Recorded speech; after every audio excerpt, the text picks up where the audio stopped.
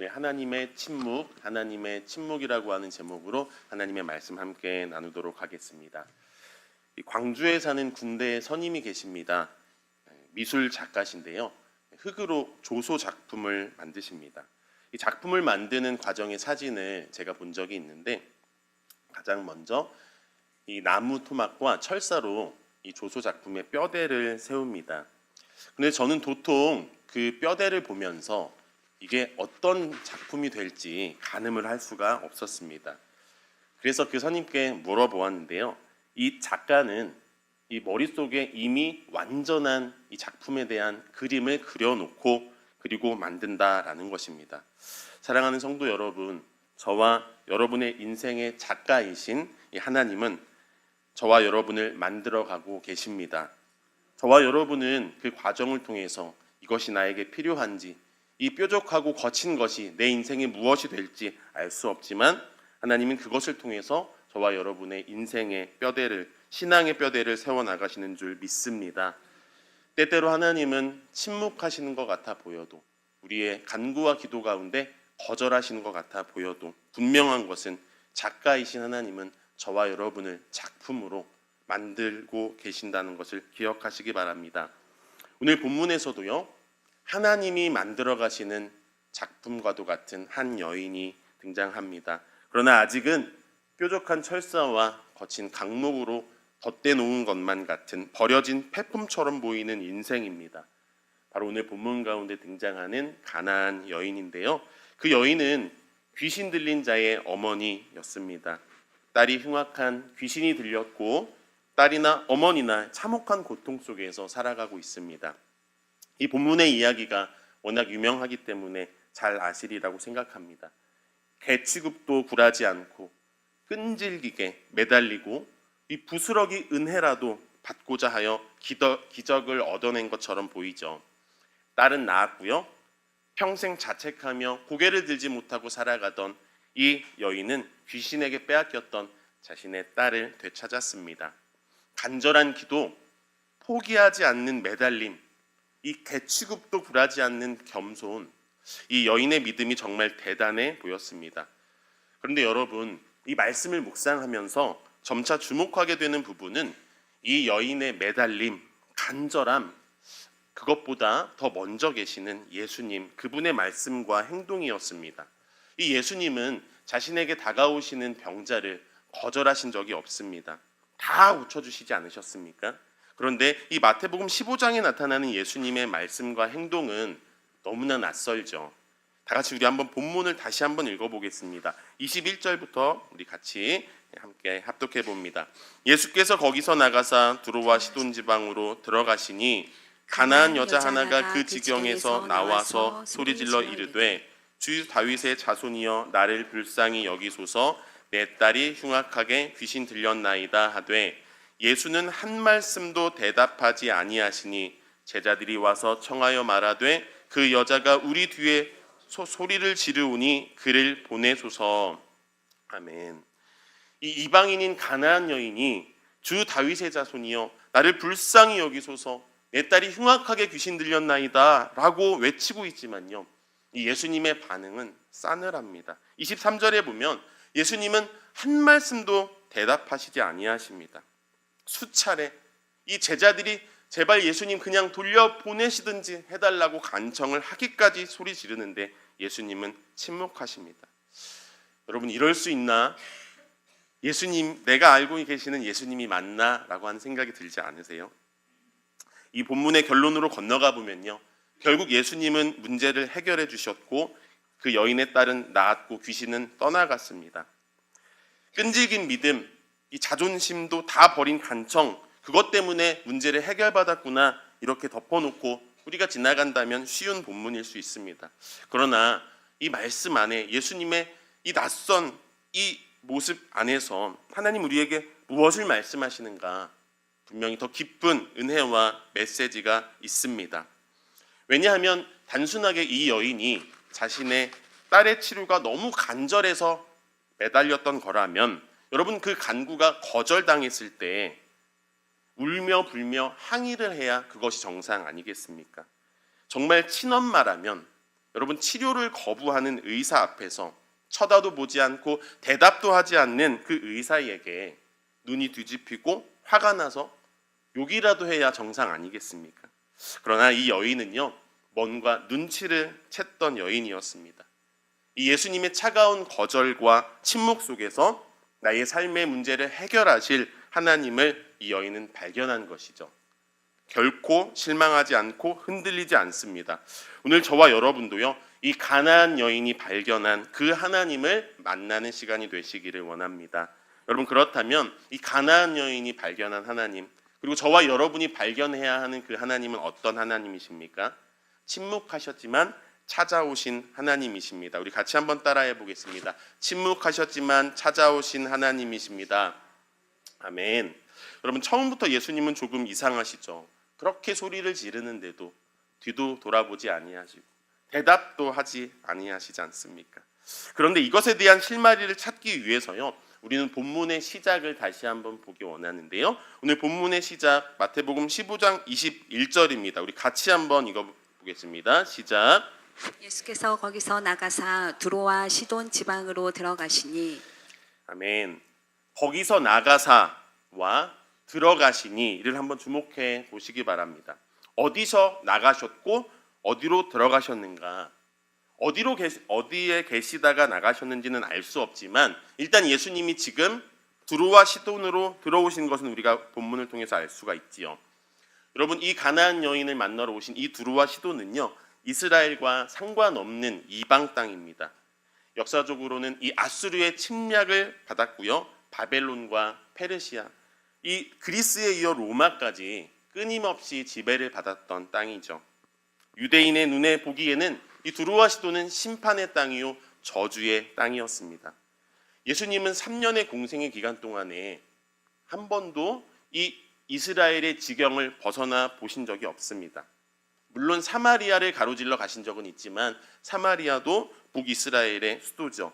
이스라엘 지경 안에 속합니다. 반면에 이 두로와 시돈은요, 완전한 이방의 땅, 완전한 저주의 땅입니다. 그러면 예수님은 어디에 계시다가 지금 이 낯선 땅, 이방 땅 두로와 시돈으로 들어가셨는가? 본문 15장 앞에 14장에 예수님이 어디에서 사역을 하시다가 들어가셨는지가 나오는데요. 14장 34절에 보니까 그들이 건너가 게네사렛 땅에 이르니, 이 14장에는 우리가 잘 알고 있는 베드로가 무리를 걷는 사건이 등장합니다. 그렇게 예수님은 이 갈릴리 호수를 건너가서 게네사렛 땅, 유대 땅에서 이 병자들을 치유하고 다 고쳐주고 계십니다. 그러다가 갑자기 예수님이 거기서 나가사 유대 땅에서 사역을 하시다가 갑자기 나가셔서 지금 두로와 시돈으로 들어가셨다라는 것입니다.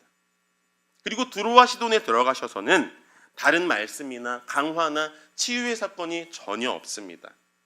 단 한 명, 이 여인, 이 가나안 여인을 만나고는 다시 돌아오십니다. 가나안 여인의 딸을 고쳐주시고는 이 본문이 끝나는 29절, 그 다음 절 마태복음 15장 29절에서 바로 성경은 이렇게 장면이 바뀝니다. 같이 한번 합독해 보겠습니다. 예수께서 거기서 떠나사 갈릴리 호숫가에 이르러 산에 올라가 거기 앉으시니. 아멘. 유대 땅에서 말씀을 전하시다가 갑자기 나가서 두로와 시돈으로 들어가셨고, 이 여인 한 명을 만나시고는 거기에서 떠나사 다시 출발하셨던 갈릴리 호숫가 유대 땅으로 돌아오셨습니다.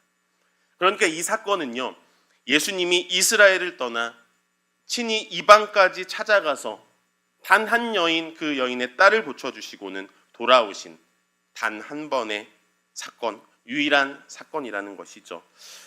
한번 지도를 보시면 예수님께서 출발하셨던 이 게네사렛 땅 서편과 그리고 도착했던 시돈을 한번 직선 거리로만 측정해 봤습니다. 지금도 그 지명 그대로 시돈으로 불리고 있는데요, 직선으로만 보아도 80km가 넘는 그런 여정입니다. 협소하고 척박한 이 광야길, 또 바다와 같은 이 갈릴리 호수를 건너가야 하는 길, 적어도 최소한 일주일 이상은 걸렸을 그 버림받은 땅에 예수님은 이 여인 한 사람을 만나러, 이 여인의 딸을 고쳐주시려 그곳까지 찾아가셨다라는 것이죠. 할렐루야. 예수님께서 보기에는 3번이나 그 여인의 간청을 거절하셨지만, 침묵하셨지만, 사실은 예수님께서 그 여인을 찾아온 것입니다. 버림받은 개 한 마리와 같은 삶, 저주와 멸시와 절망을 살아가던 이 여인의 소원을 들어주시려고 예수님께서 거기까지 그 여인 한 여인을 만나시러 직접 찾아가셨다라는 것이죠. 그런데 찾아가셔서는 예수님은 침묵하십니다. 거기까지 찾아가셨으면 빨리 고쳐주셔야만 할 것만 같은데 예수님은 철저히 침묵하십니다. 바로 무응답의 시간을 겪게 하신다라는 것입니다. 여러분, 이 무응답의 시간을 경험하고 나서야 그의 사명을 깨달은 한 사람이 있습니다. 바로 이방인에게 구원의 기회가 주어지는 것을 아주 싫어했던 선지자 요나죠. 하나님이 니느웨에 가서 복음을 전하라 라고 명하시자 요나는 바다로 도망갑니다. 그러나 이 도망가는 바다 한가운데에서 폭풍을 만나고 죽음의 위기 앞에서 요나는 회개하고 뜻을 돌이키는 것이 아니라 자기를 차라리 바다에 던지라고 말하죠. 이방의 복음을 전하느니 차라리 죽겠다라는 것입니다. 죽어도 난 이방 땅에 구원을 선포할 수 없다라는 것이죠. 그 정도로 이방을 혐오하고 있었습니다. 결국 물속에 던져지지만 하나님의 은혜로 큰 물고기가 와서 요나를 삼키죠. 그는 살았습니다. 그러나 그 물고기 뱃속에서 아무런 응답도 없는 깜깜한 침묵의 문으로 들어가 3일을 견디게 되어지죠. 그리고 나서 요나 2장은 그 물고기 뱃속에서 요나가 고백하는 회개요 감사기도입니다. 요나는 그 물고기 뱃속에서 무서운 하나님의 침묵을 경험합니다. 그리고 그 사흘이 되었을 때에 물고기가 요나를 토해낼 때야 그제서야 하나님의 사명을 확인하고 순종하게 되어집니다. 사랑하는 여러분, 이 요나를 향한 사흘의 침묵은 요나의 일생 가운데 가장 큰 능력으로 하나님께서 응답하고 계시던 사흘이었습니다. 하나님이 이 가나안 여인을 찾아가셔서 침묵하고 계시지만 그 침묵의 시간은 이 가나안 여인의 일생의 가장 큰 능력으로, 가장 큰 응답으로 지금 진행되고 있던 시간이요, 하나님이 고치시고 도우시고 계시던 시간이라는 것이죠. 저와 여러분도 삶 가운데에 때때로 하나님의 침묵을 만납니다. 그러나 그럴 때 저와 여러분은 나를 찾아오신 그 하나님의 마음을 깨닫기를 소망합니다. 하늘 보좌를 버리시고 나 한 영혼을 구원하시기 위해서 이 땅까지 찾아오신 그 하나님, 이 시대, 이 하나의 교회를 통해서 함께 모이게 하시고 우리에게 함께 말씀을 주시며 나를 찾아오신 주님, 그 하나님의 마음을 깨닫기를 소망합니다. 그래서 하나님의 침묵을 경험할 때에, 하나님의 무응답의 시간을 통과할 때에 그것이 주님이 의도하신 침묵이심을 깨닫고 주 예수 다윗의 자손이여 나를 불쌍히 여기소서 외치며 나를 찾아오신 주님께 달려가는 저와 여러분이 되시기를 소망합니다. 침묵하시는 것처럼 보일지라도 하나님께 부르짖는 외침을 포기하지 않고 나를 찾아오신 그 멀고 먼 내 인생까지 찾아 들어오신 그 하나님을 신뢰하며 달려가는 저와 여러분이 되시기를 소망합니다. 여러분, 그렇다면 이 가나안 여인이 발견한 하나님은 어떤 하나님이며 저와 여러분이 발견해야 하나님은 어떤 하나님이십니까? 두 번째로 거절하셨지만 고쳐주신 하나님이십니다. 한번 따라해 보겠습니다. 거절하셨지만 고쳐주신 하나님이십니다. 아멘. 예수님께서 그렇게 찾아오셔서는 한 말씀도 대답하시지 아니하시다가 오랜 침묵을 깨고 드디어 한마디 하시죠. 24절에 보니까 예수께서 대답하여 이르시되 나는 이스라엘 집에 잃어버린 양 외에는 다른 데로 보내심을 받지 아니하였노라. 여러분, 이 말씀을 그대로 해석하자면 나는 너한테 보냄을 받지 않았다, 그 말입니다. 너는 이방인이고 나는 이방인에게 보냄을 받지 않았다, 이렇게 율법적으로 거절을 하신 것입니다. 이 여인에게는 너무나 아픈 거절이죠. 이 예수님의 대답은 그동안 나를 혐오하던 다른 유대인이나 다른 그러한 사람들과 별반 다르지 않습니다. 재차 무릎 꿇고 간청하는 이 여인을 예수님은 급기야 개로 비유하시면서 거절하시죠. 여러분, 그러나 그때 이 여인이 놀라운 고백을 합니다. 주여 올소이다마는 개들도 제 주인의 상에서 떨어지는 부스러기를 먹나이다. 그때 이 고백을 했을 때에 예수님은 비로소 뒤돌아보시고 예수님의 태도를 급변하십니다. 마지막 절 15장 28절 우리 함께 읽겠습니다. 시작. 이에 예수께서 대답하여 이르시되 여자여 내 믿음이 크도다 내 소원대로 되리라 하시니 그때로부터 그의 딸이 나으니라. 아멘. 아멘. 이에 예수께서 대답하여 이르시되 이 대답이 나오자 주여 올소이다마는 개들도 주인의 상에서 떨어지는 부스러기를 먹나이다 라고 하는 이 고백이 나오자 이에 예수께서 대답하셨습니다. 예수님의 반응이 점층적이지 않습니다. 이 고백이 나오자 단번에 바뀌십니다. 여러분, 이것은 무엇입니까? 예수님께서 뒤돌아 계셨지만 침묵하셨지만 거절하는 것 같아 보였지만 사실은 이 고백이 나오기까지 예수님은 기다리셨던 것이죠. 예수님께서 이 여인의 소원을 고쳐주시겠다라고 정하신 그 시간표는 바로 이 여인의 고백이 나올 때까지였습니다. 주의 다윗의 자손이여라고 예수님을 처음 부를 때부터 이 여인은 알았습니다. 주의 다윗의 자손이라고 하는 것은 예수님이 메시아임을 알았다라는 것이죠. 다윗의 혈통으로부터 보내주시겠다고 한 이 성경의 약속을 믿고 있었던 것입니다. 예수님 맞습니다. 당신은 다윗의 자손이십니다. 구원자이십니다. 메시아이십니다. 그 예수님께서 이 두루와 시돈까지 오셨다라는 것은, 여기까지 오셨다라는 것은 분명히 나를 고쳐주시고 나의 딸을 낫게 해주실 것이라는 걸 믿습니다 라고 하는 이 여인의 믿음이었던 것입니다. 그때 그 고백을 했을 때, 그 믿음의 마지막 문을 통과했을 때에 비로소 물의 온도가 100도가 되어야 끓어오르듯이 인내의 시간표가 영광의 시간표로 변곡점을 찍는 그 순간이었던 것이죠. 사랑하는 여러분, 날마다 주님께 간구하는 그 기도 제목을 하나님께서 모르실 리가 없습니다. 다 알고 계십니다. 그럼에도 우리는 가슴 아픈 거절을 경험합니다. 하나님, 이 문제가 급합니다. 하나님, 이 문제가 아픕니다 라고 기도해도요, 하나님은 때때로 보이지 않는 것처럼 모르시는 것 같습니다. 그러나 여러분, 하나님이라고 왜 거절하고 싶으시겠습니까? 그러나 부모는 사랑하지만 거절할 때가 있습니다. 더 클 때까지 기다립니다. 부모에게 칼을 달라고 해도 어린 자녀에게 칼을 주지 않습니다. 사달라고 하는 것을 다 사주지 않습니다. 아토피로 아픈 자녀가 울면서 과자를 달라고 해도 주지 않습니다. 고통스러워하고 울부짖지만 그래도 부모는 더 아픈 마음으로 그 자녀를 지켜만 보고 있다라는 것입니다.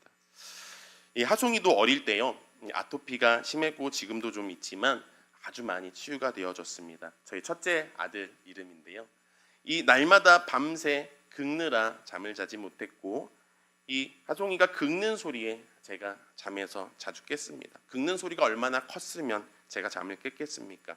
그런데 이 잠결에 피가 줄줄 나는데도요 긁습니다. 손을 붙잡으면 발버둥을 쳤지요. 이 등을 긁어달라고 소리치는데 긁어줄 수가 없습니다. 더 피가 나고 상처가 생기기 때문이죠. 그 아들은 그렇게 요구했지만 지켜만 봐야 하는 그 마음, 그 아픈 자녀의 그 고통 가운데에서 기다리고 계시는 그 부모의 마음이 저와 여러분의 간구 가운데 하나님이 정하신 그 시간표까지 기다리시는 그 하나님의 마음이 아닐까요? 사랑하는 여러분, 예수님은 어떻게 그 문을 통과하셨습니까? 예수님께서는 할 수만 있다면 이 잔을 지나가게 해달라고 땀방울이 핏방울이 되도록 아버지께 간구하였습니다. 그럼에도 하나님은 예수님의 간구를 거절하셨습니다. 마가복음 15장 34절 말씀에 보니까 예수님이 그 십자가 위에서 나의 하나님 어찌하여 나를 버리시나이까? 이것은 예수님께서 그 아버지께 간구하셨을 때에 그 십자가 위에서 하나님은 그 아들의 요구에 침묵하셨고 거절하셨다라는 것입니다. 그리고 그 독생자 예수를 무덤 속에 사흘 동안이나 홀로 버려두십니다. 그것은 왜 그 하나님께서 예수님을 그 무덤 가운데 3일간 있게 하셨습니까? 여러분, 그것은 하나님이 예수님을 사랑하셨기 때문이고 그리고 저와 여러분을 사랑했기 때문입니다. 예수님께서 사흘 동안, 하나님께서 예수님의 사흘 동안 외면하셨고 그 죽음을 외면하셨기 때문에, 거절하셨기 때문에, 그 죽음 속에 홀로 두셨기 때문에 그 사랑으로 예수님은 저와 여러분을 구원하신 구원자, 그리고 온 인류의 구원자가 되실 수가 있었습니다. 하나님께서 예수님을 완전히 거절하고 차단했던 그 사흘은 실은 예수님께서 그리스도가 되시는 사흘이며, 요나에게 물고기 뱃속의 사흘이 그러한 응답의 시간이었듯 그 사흘 동안 하나님께서는 예수님을 도우시지 않은 것이 아니라 가장 큰 응답으로 부활을 준비하고 있었던 기간이었다라는 것입니다. 사랑하는 우리 하나의 교회 성도 여러분, 혹시 저와 여러분도 지금 저와 여러분의 인생을 하나님이 돌아보시지 않는 것처럼 하나님의 침묵과도 같은 하나님의 거절감을 가지고 계시는 분들이 계십니까? 이미 하나님은 나에게 너무나 멀리 있는 것만 같고 이 문제에서만큼은 한 말씀도 대답하지 않는 것 같이 느껴지시는 분이 계십니까? 그러나 여러분, 오늘 이 본문에서의 가나안 여인, 이 한 여인을 두로와 시돈까지 이 여인 때문에 찾아오신 예수님을 우리는 생각합니다. 침묵하셨지만 사실은 고쳐주시려고, 만나주시려고 찾아오셨습니다. 거절하셨지만 하나님의 시간표가 올 때까지 기다리셨고 마침내 그 믿음의 고백이 터져나오자 바로 고쳐주셨습니다. 여러분 기억하십시오. 침묵하셨지만 찾아오셨고 거절하셨지만 고쳐주셨습니다. 예수님도 그 과정을 통과하셨습니다. 스스로 십자가를 지고 들어가셔서 처절한 사흘간의 하나님의 침묵과 거절 속에 계시다가 마침내 부활의 생명의 문을 여셨고 하나님의 품으로 저와 여러분을 초청하셨습니다. 여러분, 그 하나님을 우리가 말씀 속에서 만나기를 소망합니다. 그 하나님을 우리 삶 가운데 기대하시기를 소망합니다. 그래서 오늘 이 말씀을 붙잡고 저와 여러분도 침묵의 문일지라도 감사함으로 통과하고 거절의 문일지라도 기쁨으로 믿음으로 열어 그 뒤에 두 팔 벌려 나를 기다리고 계시는 주님의 품속에 안기시는 저와 여러분의 인생이 되시기를 주님의 이름으로 축원합니다.